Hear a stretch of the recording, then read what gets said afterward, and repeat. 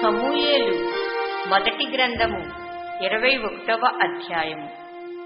దావీదు నోబులో యాజకుడైన అహీమెలకునొద్దకు వచ్చెను.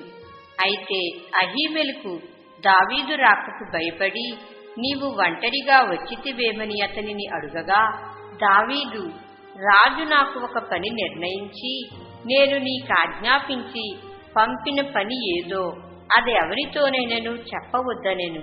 నేను నా పనివారిని ఒకానొక చోటికి వెళ్ల నిర్ణయించితిని.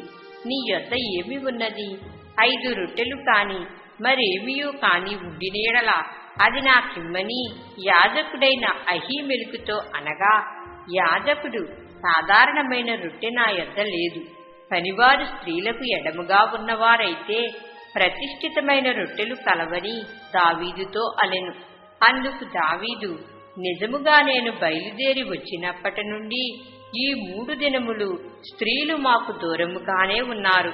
పనివారి బట్టలు పవిత్రములే. ఒకవేళ మేము చేయు కార్యము అపవిత్రమైన ఎడలనేమి? రాజాజ్ఞను బట్టి అది పవిత్రముగా ఎంచదగును అని యాజకునితో అనెను. అంతట యెహోవా సన్నిధి నుండి తీసివేయబడిన సన్నిధి రొట్టెలు తప్ప అక్కడ వేరు రొట్టెలు లేకపోగా, వెచ్చని రొట్టెలు వేయు దినమందు తీసివేయబడిన ప్రతిష్ఠితమైన రొట్టెలను యాజకుడు అతనికి ఇచ్చెను. ఆ దినమున సౌలు యొక్క సేవకులలో ఒకడు అక్కడ యెహోవా సన్నిధి ఉండెను. అతని పేరు దోయగు. అతడు ఎదోమీయుడు. అతడు సౌలు పశుల కాపరులకు పెద్ద. రాజు పని వేగిరముగా జరగవలెనని ఎరిగి, నా ఖడ్గమునైనను ఆయుధములనైనను నేను తేలేదు. ఇక్కడ నీ యొద్ద ఖడ్గమైనను ఈటి అయినను ఉన్నదా అని దావీదు అహీమెలకును అడుగగా, యాజకుడు, ఏలా లోయలో నీవు చంపిన గొల్యాతు అను ఫిలిష్తీయుని ఖడ్గమున్నది. అదిగో బట్టతో చుట్టబడి ఏఫోదు వెనుక ఉన్నది. అది తప్ప ఇక్కడ మరి ఏ ఖడ్గమునూ లేదు.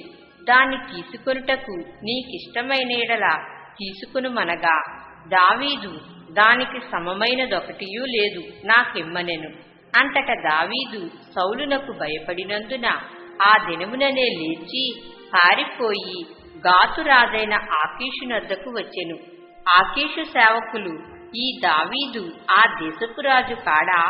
వారు నాట్యమాడుచు గాన ప్రతిగానములు చేయుచు సౌలు 1000 కొలది హతము చేసెననియు దావీదు 10,000 కొలది హతము చేసెననియు పాడిన పాటలు ఇతన్ని గూర్చినవే కదా అని అతనిని బట్టి రాజుతో మాటలాడగా, దావీదు ఈ మాటలు తన మనసులో ఉంచుకొని గాతు రాజైన ఆకీషునకు బహుభయపడెను. కాబట్టి దావీదు వారి ఎదుట తన చర్య మార్చుకొని వెర్రివాని వలె నటించుచు ద్వారపు తలుపుల మీద గీతలు గీయుచూ ఉమ్మి తన గడ్డము మీదికి కారనిచ్చుచూ ఉండెను. వారతన్ని పట్టుకుని పోగా అతడు పిచ్చి చేష్టలు చేయుచూ వచ్చెను. కావున ఆకీషురాజు, మీరు చూచితిరి కదా, వానికి పిచ్చి పట్టినది. నా యొద్దకు వీని నిందుకు తీసుకుని వచ్చితిరి? పిచ్చి చేష్టలు చేయువారితో నాకేమి పని? నా సన్నిధిని పిచ్చి చేష్టలు చేయుటకు వీని తీసుకుని వచ్చితిరేమి? వీడు నా నగరిలోనికి రాతగునా అని తన సేవకులతో అనెను.